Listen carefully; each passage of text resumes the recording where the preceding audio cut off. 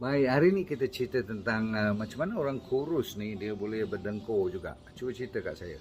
Selalunya orang yang obese atau overweight atau bahagian lehernya tebal dia senang berdengkur.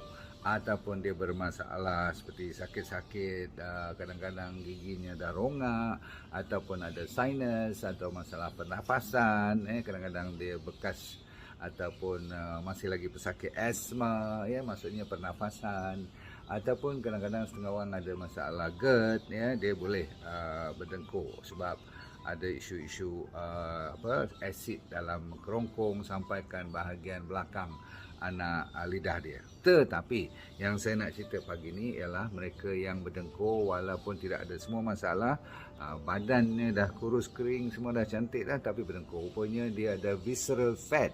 Dia ada lemak di belakang lidah dia, namanya visceral fat yang orang tak nampak, dan dia licin kawasan tu, dia lembut, jadi bila dia tidur dia jatuh ke belakang.